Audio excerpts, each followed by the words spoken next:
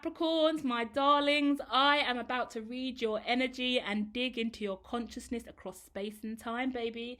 Let's go. Now, I'm talking straight away to a Capricorn who is a little bit worried and a little bit anxious about someone coming into your life, right?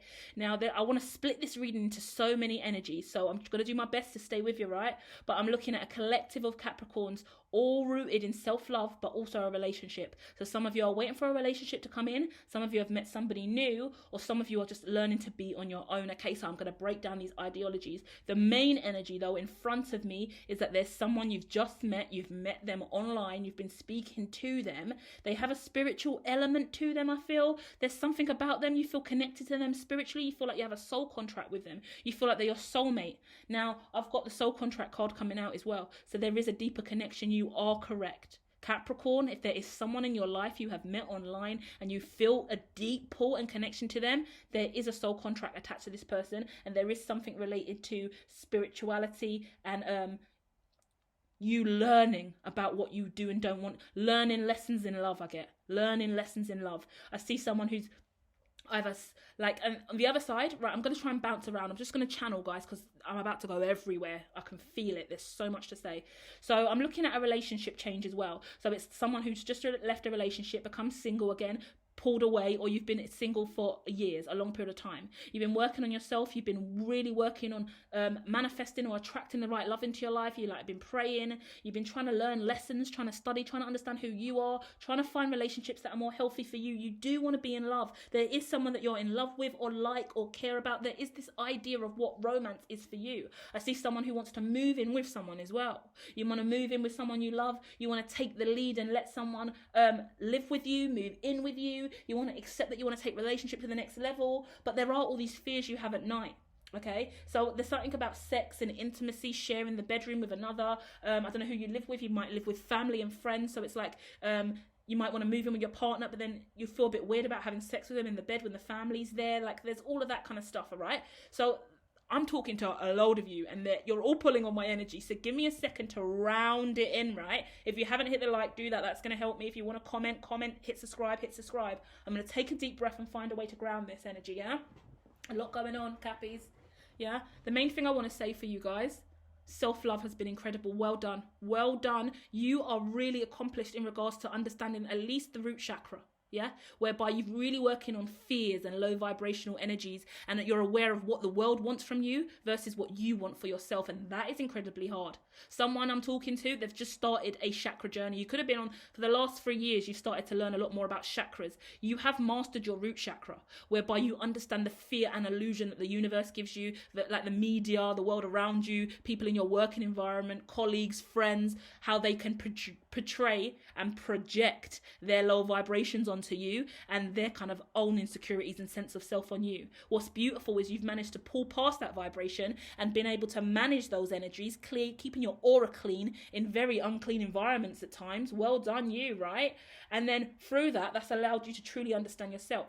Now with that, there is a rebirth I see. Someone is rebirthing in regards to really finding themselves either on social media or in a new social circle, new community, new colleague, work, friendship group. Whatever it is, it's allowing you to find who you are. And as a result, it's aligning you to healthier relationships. Some of you, this is that romance that you've been looking for, right? This is that person online that you're falling in love with. The love's here. The love's hidden and it's secretive. You would never say it's love. You don't even probably like the love word if you're not in a relationship. And I'm talking to the single collective. You wouldn't say it. Oh, it's not love, cringe. No, I don't want anyone to know that. But I'm telling you, you're in a sacral, right? Your heart chakra's going for this person. You're feeling something, and I see that there. But you're being careful because you're trying to learn from the past. Right? And you're trying to make sure that you teach another person how to love you instead of always you loving and all you giving and you never getting back what you deserve. You're making sure you get what you deserve. And you are a little bit worried about that, I see. A little bit of fears and insecurities about this because you have done the work and you are passionate and you're thinking, are you as passionate as me? Do you really want this long term? Are you really ready? Like, do you genuinely care about me? Are you genuinely going to put the effort and work in? Because if you're not, I don't want to put myself on the cross again. I don't want to put myself in the firing line again. I want so much more for myself, you know? So the way that you're handling this situation, very well handled. If you are in a long-term relationship and you're resonating with some of this, because I hear someone saying, but I'm in a long-term relationship, what about me? You're the one I'm talking to, whereby you've got to take the lead in the relationship. You've got to be the authoritative figure. Male or female, gender doesn't matter, right?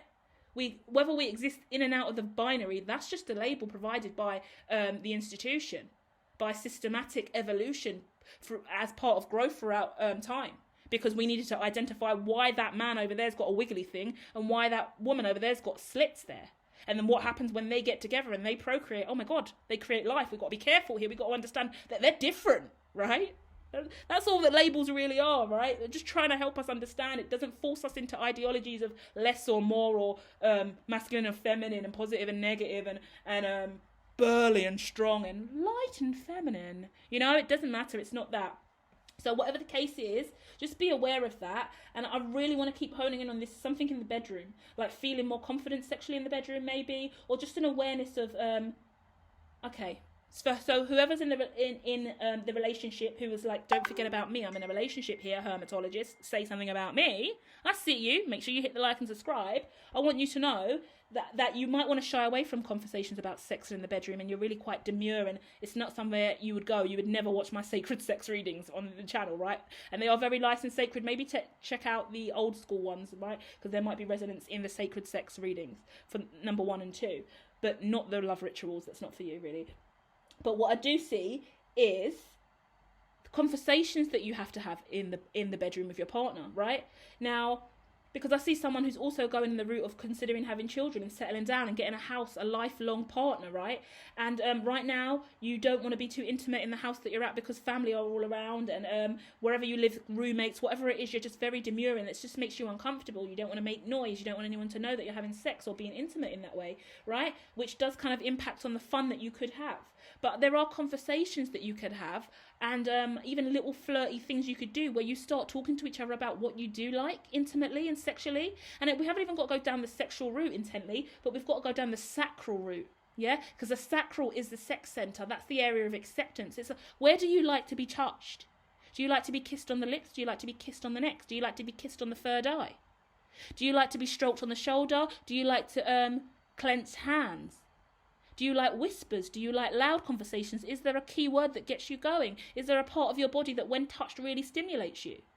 Are there aphrodisiacs that you eat that really get you going, right? Are there places in nature or outdoors or events or venues or drinks and food that really kind of get your sacral going a little bit more and make you a little bit more cuddly and intimate and loving and want more intimacy?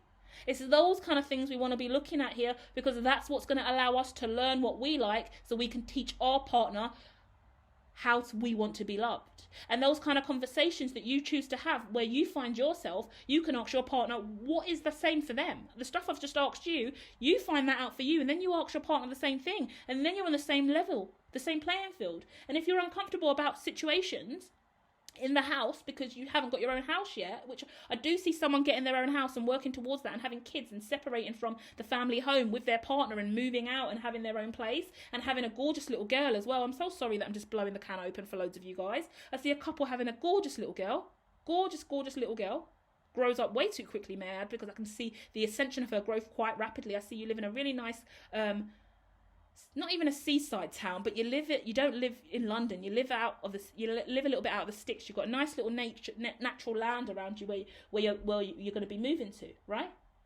But I mean, this is the time right now where you can really just learn to be a little bit more, even the eye contact you give to your partner, the way that you look at him and just let him know, fancy you right now, I'm into you right now, I'm liking the energy you're giving me right now. Like, there's this underlying intimacy that could really be picked up on, okay?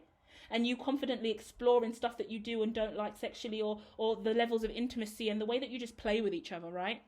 And I'm not even talking about touching, I just in conversation, games, I mean, puzzles, building Lego. I mean, whatever your hobbies and interests are, I mean, allow that to flow forward in your relationship, and the conversations you have, the books that you read, the insight and wisdom that you share with each other, let it stem from a more sacral place. Yeah, because the sacral is the fiery space within you. Do you know what I would suggest? Because I feel like when I'm having this conversation, I'm not being dirty or naughty, because any of the Capricorn I'm connecting with, I know that they wouldn't approve of it. So on my sacral or sacred readings, I'll go in.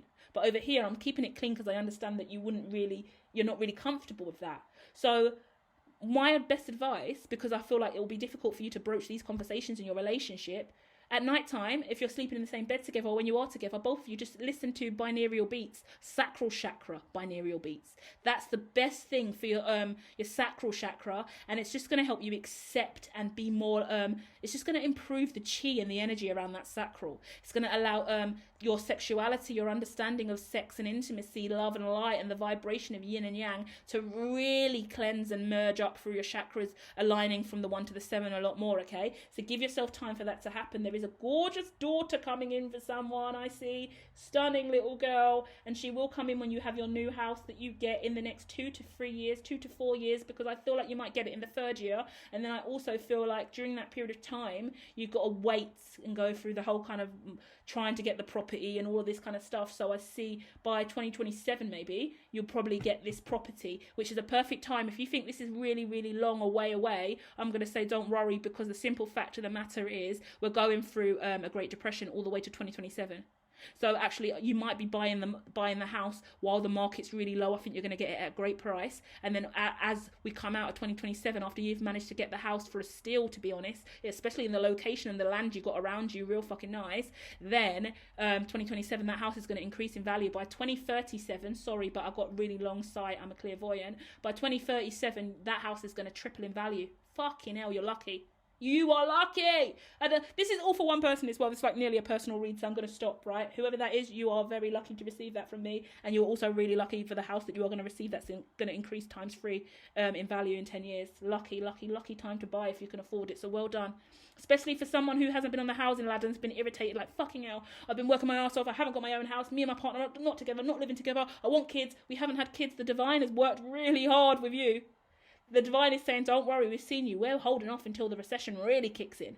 And when we're in the Great Depression and everyone's selling up their gorgeous houses because they're fucking broke, you're going to get a house for an absolute steal. And it will be worth it because you're going to move in and get your daughter on the way. Yeah? Also, oh God, they're giving me so much for whoever this person is. If that is you, because you're asking me now a little bit about whether or not your daughter is going to come in 2027, then, and you're saying that's a long way away, I actually feel like you might have your child earlier on. I feel like your child may be 2, up until 2 or 3, potentially 1. I mean, free will is a thing. So your child can be born beforehand, right? But then once again, we've got to be open to have sex in the house that you're currently in now, and be willing to potentially raise that baby in that house that you're in now for the start of your life. And for anyone who's like, no, I don't want to raise a child in a house with family and stuff, or even have sex in this house. If you don't want to have sex, then I'm sure you're not going to want to raise your kid with those family members or that roommate or wherever you're at.